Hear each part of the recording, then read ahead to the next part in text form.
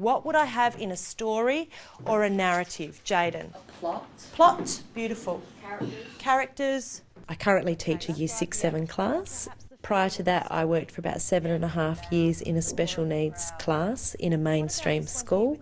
So I've had a reasonable amount of experience with special needs students. This one's pretty self-explanatory. Brittany, what's this picture of? Lightning. Lightning, good girl. Is it a sunny day if it's lightning?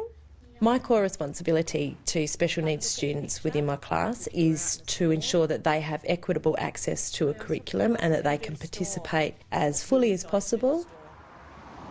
When I first started at Vale Park, which was at the beginning of 2010, we were given a staff handbook, which just basically went through all of the policies and procedures that occur with regard to child protection. Most of the issues around child protection are common sense, and all teachers would be aware of them, all staff that work in school. With regard to special needs students, you need to be very mindful that they are perhaps a little bit more vulnerable. I have one student, Brittany, who has physical and intellectual disabilities. She works in a mainstream setting using an individualised program, an NEP. Which one do you think you'd like to do some writing about, do you think? An NEP is a negotiated education plan, and it's a required document for any student that has been verified with special needs, whether that be an intellectual disability, a physical disability, or a student that's high in intellectual potential. Okay, now you can tell me what they're doing. It can, or they are. It can run. The NEP document allows them to access the curriculum just the same as any other student would, with significant modifications that suit their learning needs. So when developing an NEP for a student, this is the type of form, summary form, that I would probably begin with. It includes things like the student's strengths, motivations, interests, any current needs and concerns, and any barriers that are impeding their learning. There's also an area for parent comments and, where relevant, student input. Social, emotional and behavioural concerns are also outlined, and then the agreed actions that need to be taken in the classroom. So after I've compiled the summary document, which is a working document with notes, I would then go about constructing the actual NEP, which reports any other data that's relevant to the student, any information from parent meetings or discussions with other colleagues goes in here to formulate the official NEP, which presents the whole picture of the child's learning program. Nat, where are we up to with reviewing this student's Year 7, transition to Year 7 NEP?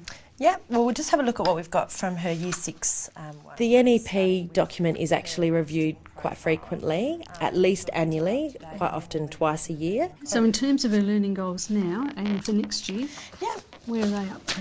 I'd certainly be speaking with the principal to determine where we go from here and what needs to occur for students that are transitioning into either high school or the next year level. In terms of physical education, what accommodations are we needing to make for Brittany now? Okay, during the PE lessons, she's actually supported by her SSO, so I've incorporated that into her time that she has allocated to her, which means that she can work on an individualised program, focusing mostly on those motor skills. It is a big team effort across the school. I communicate with all other teachers who take that student for different subjects. It's just to make sure that everybody's working towards a common goal. Hi Debbie, how are you going? Good, thank you. What I'll get you to do with Brittany is we've just been doing some descriptive I writing. work with SSOs, which are student support officers. Debbie is the SSO that works mostly one-to-one with her. Hello, Britt, how are you?